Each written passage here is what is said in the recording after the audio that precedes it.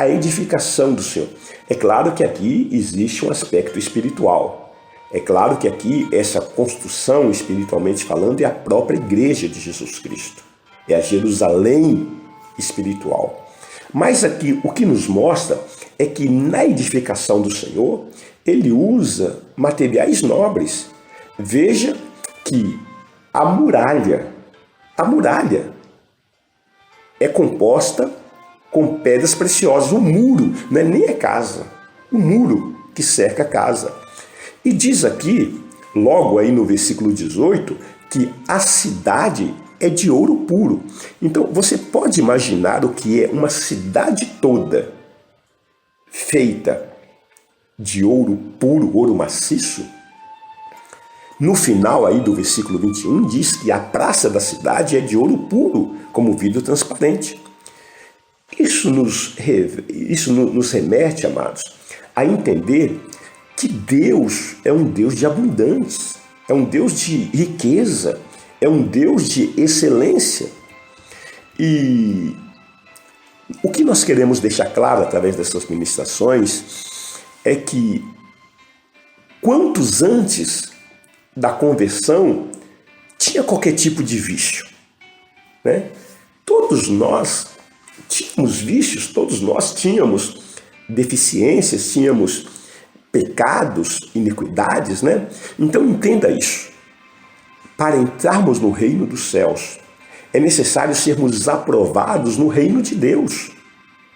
Porque natureza de drogado, de ladrão, de mentiroso, de adúltero, natureza de religioso, natureza de violento e outras naturezas semelhantes a essas não herdam o reino dos céus.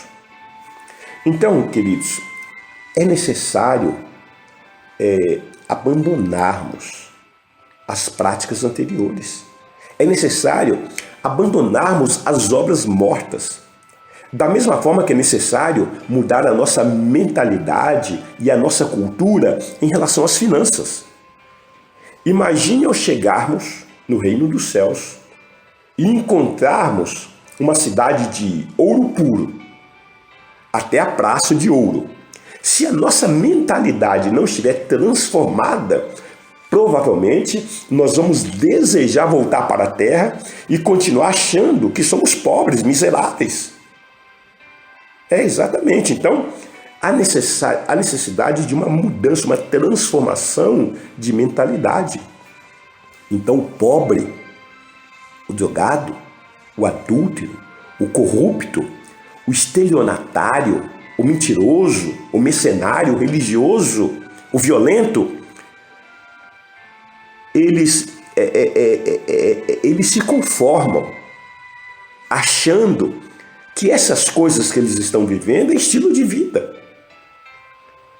Até que, mediante a proposta que Jesus Cristo nos apresenta, de mudarmos de vida e termos uma transformação e conhecermos a liberdade, possamos, através da aceitação dessa proposta, começar o processo de mudança da nossa mentalidade.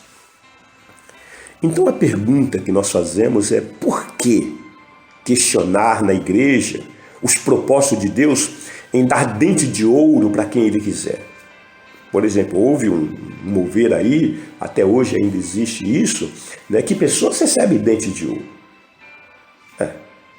Se Deus dá dente de ouro é porque o ouro é dele, é Ele que faz.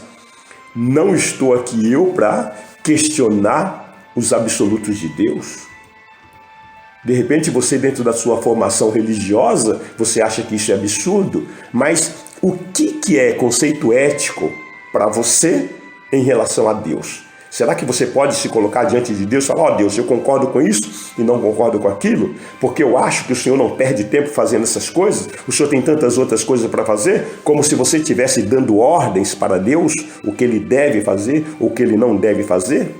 Eu quero que você entenda, amados, o seguinte: a despeito da nossa formação, da nossa constituição, da nossa religião, da nossa experiência, do nosso achismo, do nosso egocentrismo, Deus opera da forma que Ele quer.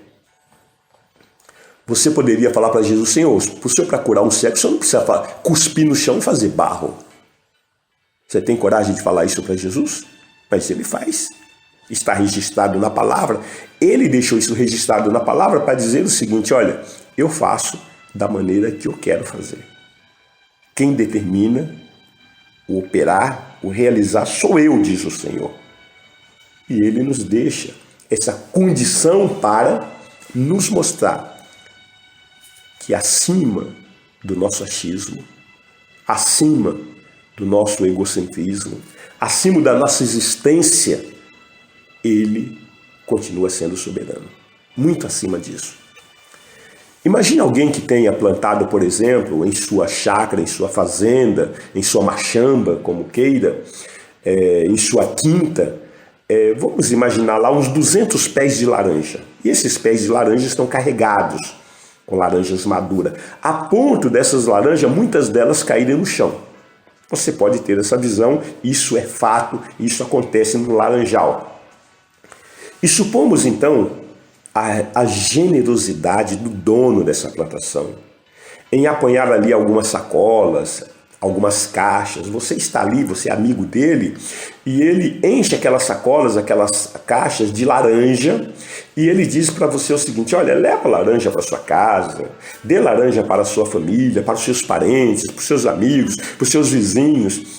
Por que você acha que ele tem essa atitude?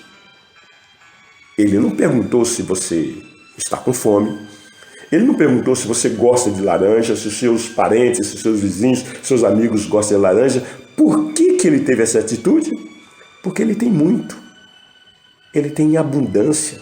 Está se estragando até. E ele decidiu dar. Ele decidiu ser generoso.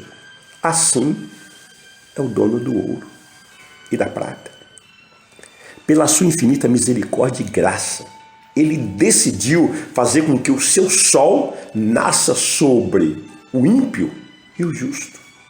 E quem somos nós para falar: Deus, o Senhor faça com que o seu sol nasça somente sobre o justo. O ímpio, ele deixa ele na escuridão, deixa ele sem luz. Não, amados. Na sua infinita graça e misericórdia, o soberano decidiu que a sua chuva caia sobre o ímpio e sobre o justo. O seu ar, o ar que nós respiramos, que pertence a Deus, ele decidiu que se utilize do ar o ímpio e o justo. Então, dentro da sua grande generosidade, ele abastece a todos para que ninguém naquele dia possa dizer: ó Senhor, o Senhor não teve misericórdia, o Senhor não assistiu, eu não tive a oportunidade de conhecer a tua generosidade. Então, irmãos, imagine a casa dos seus sonhos, os equipamentos dentro dessa casa. A pergunta é: quantas suítes você gostaria que tivesse nessa casa? Quantos banheiros ou quantas casas de banho? E o escritório? Quantas salas? Sala de estar, sala de jantar, sala de descanso, não sei. Qual o tamanho da cozinha? Sauna? Salão de festas? Salão de jogos? Sala de ginásticas? Piscinas?